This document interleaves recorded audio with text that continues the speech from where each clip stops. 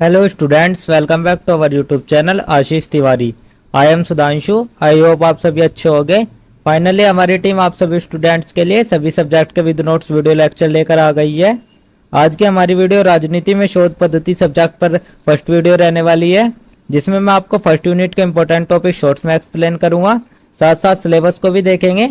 अगर आप हमारे चैनल पर फर्स्ट टाइम विजिट कर रहे हो तो चैनल को जरूर सब्सक्राइब कर लीजिए, जिससे आने वाले और चैप्टर्स की वीडियो की नोटिफिकेशन आपको टाइम पर मिले। तो आज की वीडियो में मैं आपको बीए ऑनर्स राजनीति विज्ञान या फिर आपका बीए प्रोग्राम को, जो आपका सेमेस्टर 6 में जो आपका अनुशासन विशिष्ट ऐच्छिक सब्जेक्ट है, डीएससी का सब्जेक्ट है राजनीति में शोध पद्धति, जो कि आपका 4th क्रेडिट का कोर्स होता है। और ये आपका बीए ऑनर्स राजनीति विज्ञान और बीए प्रोग्राम दोनों में होता है। अगर आप किसी भी कोर्सेज से BA honours, BA programme, BA BCom honours, BCom programme किसी भी कोर्सेज से और किसी भी सेमेस्टर से बिलोंग करते हो और आपके पास राजनीति में शोध पद्धति सब्जेक्ट है, तो आप सभी ये वीडियो देख सकते हो, क्योंकि दोनों का सिलेबस, सभी का सिलेबस सेम होता है। तो चलिए हम सबसे पहले आपका सिलेबस देख लेते हैं, देन आपकी यूनिट स्टार्ट करते हैं। तो सबसे पहले हम आपका सिलेबस देख लेते हैं। सिलेबस में आपका जो आपका फर्स्ट चैप्टर रहने वाला है वो आपका रहने वाला है राजनीति में अनुसंधान विधियों का परिचय। तो आपके फर्स्ट चैप्टर में जो आपका राजनीति में अनुसंधान होता है, जो भी शोध होते हैं वो किन किन विधियों से होता है, उन सभी विधियों को हम आपके फर्स्ट चैप्टर में देखेंगे। फिर हम आपका सेकंड चैप्टर देखेंगे, इसमें हम आपकी शोध की संकल्पना पढ़ेंगे। फिर हम आपका थर्ड चैप्टर देखेंगे। थर्ड चैप्टर में हम आपके अध्ययन में विधियाँ और उनके अनुप्रयोग, जो आपके अध्ययन करने की विधियाँ होती है राजनीति शोध में और जो उनके अनुप्रयोग होते हैं, उन सभी को हम आपके चैप्टर नंबर 3 में कवर करेंगे। तो आपका बस सिलेबस इतना ही है इस सब्जेक्ट का। राजनीति में शोध पद्धति का आपके 3 ही चैप्टर है। तो चलिए अब हम आपके फर्स्ट चैप्टर स्टार्ट कर लेते हैं। तो आज का जो आपका चैप्टर रहने वाला है वो आपका रहने वाला है राजनीति में अनुसंधान विधियों का परिचय। जैसा कि मैंने आपको बताया, इस चैप्टर में हम आपके जो राजनीति में अनुसंधान विधियाँ होती है वे कौन कौन सी विधियाँ होती है, उन सभी का परिचय देखेंगे हम इस चैप्टर में। तो सबसे पहले हम आपका एक परिचय देख लेते हैं, देन आपकी आगे की यूनिट स्टार्ट करते हैं।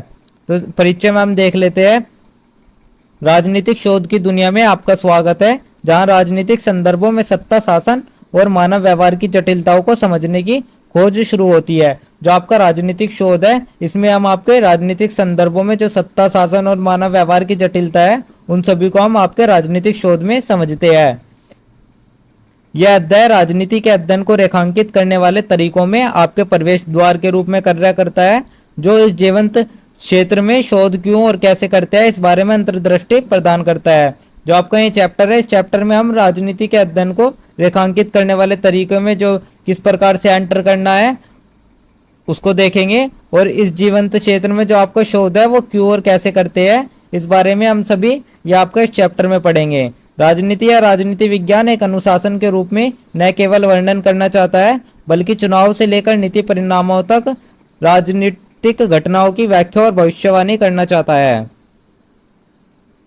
जो आपका पॉलिटिकल साइंस है वो अनुशासन के रूप में ही वर्णन नहीं करना चाहता, बल्कि जो आपके चुनाव से लेकर जो भी नीति परिणाम होते हैं या आपकी जो राजनीतिक घटनाओं की व्याख्या है, उन सभी की भविष्यवाणी भी आपका राजनीति विज्ञान करना चाहता है। इन लक्ष्यों को प्राप्त करने के लिए शोधकर्ता विभिन्न तरीकों का उपयोग करते हैं, जिनमें से प्रत्येक के अपने दार्शनिक आधार, सामर्थ्य और सीमाएं हैं। जो आपके लक्ष्य बताए हैं मैंने, उनको प्राप्त करने के लिए जो आपके शोधकर्ता होते हैं वे अपने अलग अलग तरीकों से प्राप्त करते हैं।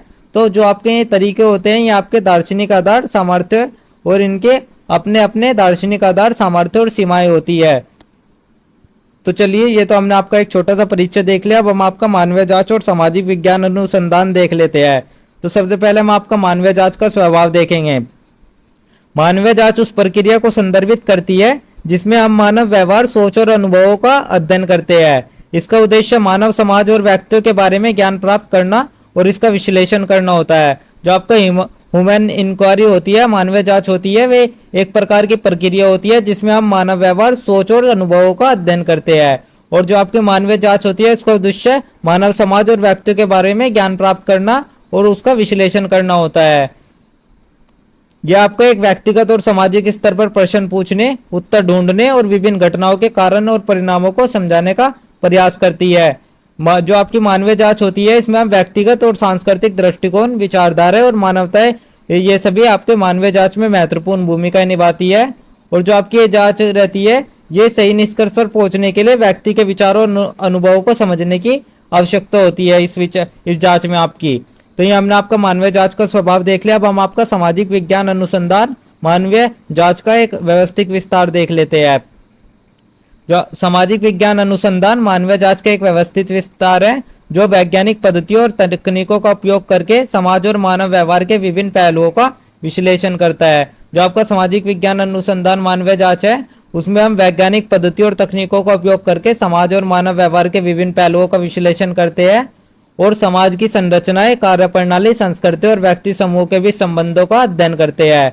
और जो आपका यह अनुसंधान होता है इसमें आप मानवीय जांच को एक तार्किक और प्रमाणित प्रक्रिया में बदलता है ताकि जो आपका समाज होता है वो समस्या और अवसरों को समझ सके और उसका सॉल्यूशन निकाल सके, समाधान निकाल सके। सामाजिक विज्ञान अनुसंधान में जो आपकी विभिन्न पद्धतियां होती है जैसे कि आपका सर्वेक्षण हो गया, साक्षात्कार हो गया, केस स्टडी हो गया, सांख्यिकीय विश्लेषण, ये सभी आपके सामाजिक विज्ञान अनुसंधान की पद्धतियां होती है। तो ये हमने आपका सामाजिक विज्ञान अनुसंधान में मानवीय जांच का एक व्यवस्थित विस्तार देख लिया। अब हम आपका सामाजिक विज्ञान अनुसंधान में पद्धतियां देख लेते हैं। जो आपकी सामाजिक विज्ञान अनुसंधान की पद्धतियां है वे आपकी भिन्न भिन्न प्रकार की है। तो सबसे पहले हम आपकी गुणात्मक पद्धतियां देख लेते हैं। इस पद्धति में क्या होता है, इस पद्धति में मुख्य रूप से गहरे विश्लेषण और समझ पर जोर दिया जाता है। और जो आपकी गुणात्मक पद्धतियां है इसमें साक्षात्कार, गहन साक्षात्कार, केस स्टडी और अवलोकन जैसी तकनीकों का प्रयोग होता है। गुणात्मक पद्धति समाज के अनुभव और दृष्टिकोणों को समझने में मदद करती है। सेकंड हम आपकी देख लेते हैं मात्रात्मक पद्धतियां। मात्रात्मक पद्धति में हम आंकड़ों और संख्याओं का प्रयोग करते हैं और सर्वेक्षण, सांख्यिकीय विश्लेषण, डेटा संग्रह की प्रक्रिया, ये सभी आपके मात्रात्मक पद्धतियों में शामिल होती है। मात्रात्मक पद्धति का उद्देश्य एक वैज्ञानिक दृष्टिकोण से सामाजिक घटनाओं को मापना और परिमाणित करना होता है। तो ये हमने आपके गुणात्मक पद्धति और मात्रात्मक पद्धतियां देख लिया। अब हम आपके सर्वेक्षण विधि देख लेते हैं जो आपका सर्वे मेथड होता है। जो आपका सर्वे मेथड होता है वो एक सामान्य और व्यापक पद्धति होती है। सर्वेक्षण विधि का उपयोग हम डाटा संग्रहण के लिए करते हैं और इसमें ना आपका प्रश्नावली के माध्यम से लोगों की जानकारी प्राप्त की जाती है। जैसे कि आपने कभी देखा भी होगा, आपके जो आपका नियर बाय आपका कहीं ना कहीं सर्वे होता रहता है, जैसे कि आपकी फैमिली में कितने मेंबर है ये आपके कोई पूछने लगता है, ये डिटेल्स आपकी ली जाती है। तो ये आपका एक सर्वेक्षण विधि हो गया। फोर्थ आपका आता है साक्षात्कार विधि। इस पद्धति में एक एक करके व्यक्ति से जानकारी प्राप्त की जाती है। यह तरीका विशेष रूप से गुणात्मक अध्ययन में उपयोग किया जाता है। जैसे कि आप जानते हैं जो आपका साक्षात्कार विधि होती है इसको इंटरव्यू कहते हैं।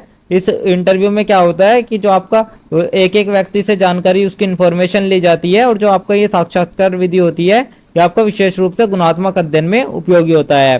फिर फिफ्थ आपका आता है और लास्ट क्या आती है प्रयोगात्मक विधि, एक्सपेरिमेंटल मेथड। एक्सपेरिमेंटल मेथड का जो उपयोग होता है वो सामाजिक परिवेश में नहीं होता है बल्कि जो आपके समाज के वैज्ञानिक शोध है उसमें प्रयोगात्मक विधि का उपयोग किया जाता है, जिसमें कि हम प्रयोगों के माध्यम से साक्ष्य प्राप्त करते हैं। तो ये हमने आपके पद्धतियां देख ली सामाजिक विज्ञान में अनुसंधान की। अब हम आपका राजनीतिक जांच देख लेते हैं। तो सबसे पहले हम आपकी राजनीतिक जांच की परिभाषा देख लेते हैं। आखिर राजनीतिक जांच किसे कहते हैं। राजनीतिक जांच वह प्रक्रिया है जिसके द्वारा हम राजनीतिक प्रणालियों, प्रक्रियाओं, संस्थाओं, नेताओं और उनके निर्णयों का अध्ययन करता है। जो आपका राजनीतिक जांच होती है, पॉलिटिकल इंक्वायरी होती है, वो एक प्रकार की प्रक्रिया होती है जिसमें कि हम राजनीतिक प्रणालियों, प्रक्रियाओं, संस्थाओं, नेताओं और उनके जो निर्णय होते हैं उन सभी का अध्ययन हम राजनीतिक जांच में करते हैं। राजनीतिक जांच का जो उद्देश्य होता है वो राजनीतिक संरचनाओं, विचारधाराओं, संस्थाओं और प्रक्रियाओं को समझना होता है ताकि जो लोग होते हैं वे अपने राजनीतिक व्यवहार, शक्ति संबंधों, नीतियों और उनके सामाजिक प्रभाव को विश्लेषित कर सके। और जो आपका ये अध्ययन होता है राजनीति जांच का, ये विभिन्न आयामों को जानने के लिए विश्लेषणात्मक और वैज्ञानिक दृष्टिकोण का उपयोग करता है। तो ये हमने आपके राजनीतिक जांच की परिभाषा देख लिया। अब हम आपकी राजनीतिक जांच की आवश्यकता देख लेते हैं। आखिर राजनीतिक जांच की आवश्यकता क्यों है। जो आपकी राजनीतिक जांच की आवश्यकता है वो समाज के विकास और राजनीतिक प्रणाली की स्थिरता के लिए होती है। इससे अलग जो आपके राजनीतिक प्रक्रिया होती है और संस्थाओं का विश्लेषण होता है उन सभी का विश्लेषण आपका राजनीतिक जांच में ही किया जाता है, जिससे कि जो राजनीतिक निर्णय होते हैं उनकी गुणवत्ता में सुधार होते हैं और अपने बेस्ट से बेस्ट निर्णय लिए जाते हैं। राजनीतिक जांच के माध्यम से हम नागरिकों, सरकार और अन्य राजनीतिक संस्थाओं के बीच जो संबंध होते हैं उनको बेहतर तरीके से समझ सकते हैं, जो कि हमारे लोकतंत्र में और हमारी न्यायिक प्रणाली में बहुत अधिक उपयोगी साबित होगा। और जो आपकी राजनीतिक जांच होती है समाज में होने वाली राजनीतिक गतिविधियों, संघर्षों को समझने में भी मदद करती है और साथ ही जो आपके राजनीतिक निर्णय होते हैं उन सभी के निर्णय लेने के लिए वे आपको उपयुक्त साक्ष्य प्रदान करती है। तो ये हमने आपका राजनीतिक जांच की आवश्यकता देख लिया। अब हम आपका राजनीतिक जांच का ऐतिहासिक विकास, पश्चिमी और भारतीय परिप्रेक्ष्य देख लेते हैं। तो सबसे पहले हम आपका पश्चिमी परिप्रेक्ष्य देख लेते हैं। पश्चिमी राजनीति में जो राजनीतिक जांच है उसका ऐतिहासिक विकास प्राचीन ग्रीस से हुआ था, जब आपके प्लेटो और अरस्तु ने राज्य और सत्ता के रूप का विश्लेषण किया था। इसके बाद जो आपका पश्चिमी परिप्रेक्ष्य है उसमें आपका मध्यकालीन यूरोप में राजनीतिक विचारधाराएं चर्च और राज्य के बीच संघर्षों से प्रभावित थे, जो कि आपके आधुनिक पश्चिमी राजनीतिक जांच में लोकतंत्र, अधिकारों, स्वतंत्रता और नागरिक भागीदारी के मुद्दे पर महत्वपूर्ण हुए। और जो आपकी 17वीं और 18वीं शताब्दी है उनमें आपका जॉन लॉक, थॉमस होब्स और जेन लुक जैसे जो विचारक थे उन सभी ने आपके राजनीतिक संरचनाओं, सिद्धांतों पर विस्तार से चर्चा करी थी। और साथ ही 19वीं शताब्दी में आपका राजनीतिक विज्ञान को एक स्वतंत्र विद्या के रूप में स्थापित कर दिया गया था। तो ये तो हमने आपका पश्चिमी परिप्रेक्ष्य देख लिया। अब हम आपका भारतीय परिप्रेक्ष्य देख लेते हैं। जो आपकी भारतीय राजनीति होती है इसमें आपका राजनीति की जांच का विकास प्राचीन समय में ही हो गया था, जब आपके जो मान पुस्तक है अर्थशास्त्र जो कि आपके कौटिल्य ने लिखी थी, उसमें जो राज्य के प्रशासन और शक्ति के विभिन्न पहलुओं का विश्लेषण किया था, तभी आपके भारतीय परिप्रेक्ष्य में राजनीति जांच का विकास हो गया था। जो कि आपके उपनिवेशी भारत में ब्रिटिश शासन के अंतर्गत राजनीतिक सिद्धांत और शासन प्रणाली पर गंभीर विचार विमर्श हुआ। साथ ही भारतीय स्वतंत्रता संग्राम के दौरान महात्मा गांधी, जवाहरलाल नेहरू और डॉक्टर भीमराव अंबेडकर जैसे जो नेता थे, आपके महान नेता थे, उन सभी ने भारतीय राजनीति को समझने और उसका आकार देने के लिए महत्वपूर्ण योगदान दिया। और स्वतंत्रता प्राप्ति के बाद भारतीय संविधान और लोकतंत्र की नींव रखने के लिए राजनीतिक जांच ने एक नया मोड़ ले लिया था। तो ये तो हमने आपका राजनीतिक जांच का ऐतिहासिक विकास और भारतीय परिप्रेक्ष्य में विकास देख लिया। अब हम आपका राजनीतिक जांच में पद्धतियां देख लेते हैं। तो इसमें आपकी जो सबसे पहले पद्धति आती है वो क्या आती है, मात्रात्मक दृष्टिकोण। जो आपका दृष्टिकोण है इसमें हम राजनीतिक जांच को सांख्यिकीय डेटा और विश्लेषण के माध्यम से करते हैं। जो आपका मात्रात्मक दृष्टिकोण है इसका उद्देश्य चुनाव परिणामों, मतदान व्यवहार, राजनीतिक पार्टियों की प्राथमिकता और शासन से जुड़े आंकड़े हैं उनको मापना और विश्लेषित करना होता है। मात्रात्मक दृष्टिकोण में हम सर्वेक्षण, चुनाव विश्लेषण और सांख्यिकीय उपकरणों का उपयोग करते हैं। सेकंड आपका आता है गुणात्मक दृष्टिकोण। इसमें हम राजनीतिक जांच को गहरे विश्लेषणात्मक और व्याख्यात्मक दृष्टिकोण से करते हैं, जिसमें कि आपकी राजनीतिक विचारधाराएं, संस्थाएं और नेताओं के व्यवहार का विश्लेषण किया जाता है। गुणात्मक दृष्टिकोण में आपका साक्षात्कार, केस स्टडी और गहन विश्लेषण का उपयोग किया जाता है, ताकि जो आपकी राजनीतिक घटनाएं हैं उनके सामाजिक और सांस्कृतिक पहलुओं को समझा जा सके। तो ये तो हमने आपके दोनों प्रकार के दृष्टिकोण देख लिए राजनीतिक जांच में पद्धतियां। अब हम आपकी राजनीतिक जांच में चुनौतियां और बहस देख लेते हैं। राजनीतिक जांच में आपकी विभिन्न प्रकार की चुनौती और बहस है, जिसमें आपकी सबसे पहले आते हैं पारदर्शिता की कमी।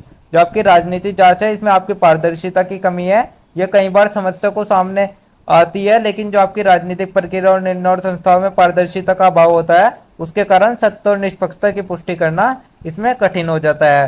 सेकंड आपका आता है वस्तुनिष्ठता की चुनौती। आपकी राजनीतिक जांच के दौरान अनुसंधानकर्ताओं को अपनी व्यक्तिगत सोच, विचारधारा और पूर्वाग्रह से बचना होता है, ताकि जो आपका निष्पक्ष निष्कर्ष होता है उस पर पहुंच सके। और ये आपके लिए एक बहुत बड़ी चुनौती होती है, क्योंकि जो राजनीति होती है वो अक्सर वैचारिक दृष्टिकोण से प्रभावित होती है। थर्ड आपका आता है सामाजिक और सांस्कृतिक विविधता। जैसे कि आप जानते हैं जो आपका विभिन्न देश है वे अपने विभिन्न प्रकार की सामाजिक और सांस्कृतिक विविधता रखते हैं, तो सबकी सांस्कृतिक विविधता अलग अलग है। तो इससे जो आपकी एक पद्धति होती है वो सभी समाजों पर लागू करना पॉसिबल नहीं होता। इससे आपका विभिन्न प्रकार की समस्याएं उत्पन्न होती है। फोर्थ आपका आता है राजनीतिक दबाव। राजनीतिक जांच को कई बार सत्ता या बाहरी दबाव का सामना करना पड़ता है, जो कि आपके अनुसंधानकर्ताओं को अपने निष्कर्षों को प्रभावित करने के लिए प्रेरित करते हैं। और ये आपका निष्कलंकता और स्वतंत्रता की अवधारणा के लिए एक बड़ी चुनौती हो सकती है। फिफ्थ आपका आता है डेटा संग्रहण में कठिनाइयां। राजनीतिक जांच के दौरान जो आपकी विश्वसनीय और पर्याप्त डेटा होता है उसको पर्याप्त करना मुश्किल हो सकता है, जिससे कि आपका जो राजनीतिक संघर्ष होते हैं और गोपनीयता होती है और संवेदनशील मुद्दे होते हैं, उन सभी के संबंध में डेटा प्राप्त करना मुश्किल हो जाता है। तो ये तो हमने आपकी राजनीतिक जांच में चुनौतियां और बहस देख ली। अब हम आपका राजनीतिक जांच में निष्पक्षता और व्याख्या के मुद्दे देख लेते हैं। तो सबसे पहले हम निष्पक्षता देख लेते हैं। जो आपका निष्पक्षता है वो राजनीतिक जांच के महत्वपूर्ण सिद्धांतों में से एक है, जिसका अर्थ आपका राजनीतिक घटना, प्रक्रिया, मुद्दों का अध्ययन करते समय व्यक्तिगत पूर्वाग्रह, विश्वास और विचारधाराओं से मुक्त रहना ही आपका निष्पक्षता कहलाता है। निष्पक्षता के अंतर्गत हम शोधकर्ता को सत्य और तथ्यों के आधार पर निर्णय लेने का प्रयास करना होता है, ताकि जो आपका बाहरी कोई दबाव होता है या कोई व्यक्तिगत रुचियां होती है उनसे अलग होकर आपका निर्णय लिया जा सके। और राजनीतिक जांच में आपका निष्पक्षता यह सुनिश्चित करती है कि जो अनुसंधान है वो निष्कलंक और वैज्ञानिक दृष्टिकोण से किया जा रहा है, साथ ही जो इसका निष्कर्ष है वे सभी पक्षों के लिए उचित और स्वीकार्य है। जो आपकी निष्पक्षता है इसके बिना राजनीतिक जांच का उद्देश्य और उसकी विश्वसनीयता संदेशप्रद हो सकती है, क्योंकि जो आपकी राजनीतिक शोध है उसमें व्यक्ति का निजी दृष्टिकोण और विचारधारा महत्वपूर्ण भूमिका निभाती है। निष्पक्षता पालन न केवल जो आपके राजनीतिक शोध करता है उनके लिए आवश्यक है, बल्कि ये आपके समाज और नागरिकों के विश्वास की रक्षा भी करता है, जो कि आपके शोध के निष्कर्षों पर भरोसा करते हैं। तो ये हमने आपका निष्पक्षता देख लिया। अब हम आपका प्रतिबिंबित अभ्यास देख लेते हैं। प्रतिबिंबित अभ्यास आपकी एक प्रकार की प्रक्रिया होती है जिसमें हम आपके शोधकर्ता जो होता है वो अपनी भूमिका, विचारधारा और व्यक्तिगत पूर्वाग्रहों को पहचानते हुए अपने अनुसंधान की प्रक्रिया पर विचार करता है, जिससे हमें यह समझने का प्रयास मिल जाता है कि जो आपका शोधकर्ता है उसका व्यक्तिगत दृष्टिकोण, अनुभव और उनके अनुसंधान को कैसे प्रभावित कर सकते हैं। राजनीतिक जांच में प्रतिबिंबित अभ्यास वह सुनिश्चित करता है जो आपका प्रतिबिंबित अभ्यास है। इसका उद्देश्य शोधकर्ता अपनी भूमिका को पूरी तरह से समझते हुए अनुसंधान करते हैं और यह जागरूकता उनकी निष्पक्षता को बनाए रखने में मदद करती है। अब हम आपका देख लेते हैं जो आपका प्रतिबिंबित अभ्यास है वो क्या बताता है। प्रतिबिंबित अभ्यास आपका यह बताता है कि जब हम किसी राजनीतिक प्रणाली, जैसे कि आपका कोई भी राजनीतिक प्रणाली हो गई, संस्थान हो गया, प्रक्रिया हो गया, इन सभी का विश्लेषण करते हैं तो हमारा खुद का दृष्टिकोण और हमारे व्यक्तिगत अनुभव उन पर कैसा प्रभाव डालते हैं। इससे स्वीकार करके हमें शोधकर्ता अधिक जिम्मेदारी से और गहरे विश्लेषण के साथ अपना कार्य कर सकते हैं। साथ ही जो आपके प्रतिबिंबित अभ्यास होते हैं वे एक प्रकार का आत्म विश्लेषण होता है, जिसमें जो शोधकर्ता होता है वो खुद की सोच और दृष्टिकोण पर लगातार नजर रखने के लिए प्रेरित करता है। तो ये हमने आपका प्रतिबिंबित अभ्यास भी देख लिया। अब हम आपका विषयपरकता बनाम निष्पक्षता देख लेते हैं। एक आपका जो विषयपरकता होता है और एक आपका निष्पक्षता होता है, तो इन दोनों के बीच में हम आपका अंतर देख लेते हैं। तो सबसे पहले हम आपका विषयपरकता देख लेते हैं। जब आपका राजनीतिक जांच में व्यक्तिगत विचार, भावनाएं और पूर्वाग्रह किसी शोधकर्ता के दृष्टिकोण और निष्कर्षता को प्रभावित करते हैं तो उसे हम विषयपरकता कहते हैं। और जो आपका निष्पक्षता होती है इसमें हम पूरी तरह से जो शोध होता है उसको तटस्थ होकर तथ्यों और साक्ष्यों के आधार पर निष्कर्ष पर पहुंचते हैं। और जो आपका विषयपरकता है इसमें ये स्थिति तभी उत्पन्न होती है विषयपरकता की, जब आपका शोधकर्ता जो होता है वो अपने व्यक्तिगत विश्वासों, विचारधाराओं या राजनीतिक दृष्टिकोण को अनुसंधान पर हावी होने देता है। जब आपका राजनीतिक जांच में निष्पक्षता का पालन किया जाता है तो शोधकर्ताओं को अपने व्यक्तिगत विचारों, पूर्वाग्रह और अपने अध्ययन से बाहर रखना होता है, ताकि जो आपका विश्वास है वो निष्कलंक और वैज्ञानिक हो। हालांकि जो आपका राजनीति और समाज है उस सभी को समझने के लिए एक संतुलित दृष्टिकोण की आवश्यकता होती है, क्योंकि जो राजनीतिक वास्तविकता होती है उसके अध्ययन में पूर्ण निष्पक्षता संभव नहीं होती। कई बार तो आपका ऐसा होता है जो आपका विषयपरकता होता है वो तो आवश्यक होती है, लेकिन कोई ना कोई राजनीतिक परिप्रेक्ष्य या विचारधारा को समझने के लिए उसका विश्लेषण किया जाता है। इसलिए जो आपका ये मुद्दा है ये एक संघर्ष की स्थिति उत्पन्न करता है, जिसमें आपको शोधकर्ता को यह तय करना होता है कि वो कितने हद तक निष्पक्ष है और कितने हद तक विषयपरकता का सामना कर रही है। तो ये तो हमने आपका विषयपरकता और निष्पक्षता देख लिया। अब हम आपका ज्ञान मीमांसा संबंधी बहस, मात्रात्मक और गुणात्मक विश्लेषण देख लेते हैं। सबसे पहले हम आपका ज्ञान मीमांसा देख लेते हैं। जो आपका ज्ञान मीमांसा है इसमें हम ज्ञान के स्वभाव, स्रोत और सीमा का अध्ययन करते हैं। और ज्ञान मीमांसा हमारे से पूछती है कि हम क्या जानते हैं, कैसे जानते हैं और हमारे ज्ञान और वैधता और विश्वसनीयता क्या है। ज्ञान मीमांसा का उद्देश्य ज्ञान यह है कि ज्ञान किस प्रकार उत्पन्न होता है और इसे सही या गलत, सच्चे असत्य के रूप में कैसे मूल्यांकन करना ही आपका ज्ञान मीमांसा का उद्देश्य है। राजनीतिक जांच में जो आपका ज्ञान मीमांसा का महत्व है वो इस वजह से बढ़ जाता है क्योंकि अनुसंधान के तरीकों और इसके निष्कर्षों की व्याख्या को ये ज्ञान मीमांसा प्रभावित करती है। तो ये तो हमने आपका ज्ञान मीमांसा देख लिया। अब हम आपका मात्रात्मक बनाम गुणात्मक देख लेते हैं। जो आपके दो विश्लेषण के तरीके हैं इनका हम दोनों दृष्टिकोणों का ही हम प्रतिनिधित्व करते हैं। तो अब हम आपके इनके दोनों के अंतर देख लेते हैं। जो आपका मात्रात्मक विश्लेषण है इसमें हम वैज्ञानिक, सांख्यिकीय और संख्यात्मक डेटा पर आपका विश्लेषण करते हैं। और जो आपका मात्रात्मक विश्लेषण का उद्देश्य होता है वो समाज और राजनीति के पैटर्न, परिवर्तन और संरचनाओं को मापना और परिमाणित करना होता है। मात्रात्मक विश्लेषण में हम संख्या, आंकड़े और सांख्यिकीय विधियों का उपयोग करते हैं ताकि जो आपका विशिष्ट घटनाक्रम या संबंध का विस्तार है वो सटीक विश्लेषण उसका किया जा सके। और जो आपका मात्रात्मक विश्लेषण होता है इसमें हम तथ्यों और डेटा पर जोर देते हैं। साथ ही जो आपका निष्कलंक और संख्यात्मक होते हैं उसे हम अधिकतर ऑब्जेक्टिव वस्तुनिष्ठ मानते हैं। सेकंड आपका आता है गुणात्मक विश्लेषण। गुणात्मक विश्लेषण का जो उद्देश्य होता है वो घटनाओं और प्रक्रियाओं के गहरे, विस्तृत और सटीक समझ पर आधारित होता है। गुणात्मक विश्लेषण में हम व्यक्तिगत अनुभवों, दृष्टिकोणों और सामाजिक प्रक्रियाओं का विश्लेषण करते हैं। और जो आपको गुणात्मक दृष्टिकोण का उद्देश्य होता है वो सामाजिक घटना, स्थिति की जटिलता, गहराई को समझना, ना कि उसकी जो आपकी केवल संख्या हो उसमें उसको बांधना। गुणात्मक दृष्टिकोण में हम साक्षात्कार, केस स्टडी और अवलोकन जैसी विधियां का उपयोग करते हैं। और जो आपका ये दृष्टिकोण होता है ये अधिकतर सब्जेक्टिव विषयपरक होता है, क्योंकि इसमें जो आपका शोधकर्ता का व्यक्तिगत विश्लेषण होता है और समझ होती है वो आपकी महत्वपूर्ण भूमिका निभाती है। तो ये तो हमने आपका दोनों विश्लेषण के अंतर देख लिया। अब हम आपका ज्ञान मान से संबंधी आधार देख लेते हैं। जो आपका ज्ञान मीमांसा संबंधी आधार है ये विभिन्न शोध पद्धतियों की नींव को परिभाषित करती है। इसमें आपके दो प्रमुख दृष्टिकोण होते हैं, एक आपका पॉजिटिविज्म और एक आपका इंटरप्रिटिविज्म। तो जो आपका पॉजिटिविज्म होता है ये आपका मात्रात्मक अनुसंधान पद्धति से संबंधित होता है। और जो आपका पॉजिटिविज्म होता है ये कहते हैं कि जो वास्तविकता है वो केवल वैज्ञानिक तरीकों द्वारा मापे और परीक्षण की जा सकती है। और ये दृष्टिकोण आपका कहता है कि सत्य और ज्ञान बाहरी वास्तविकता में स्थित होता है जो कि इन्हें वस्तुनिष्ठ तरीके से माप सकती है।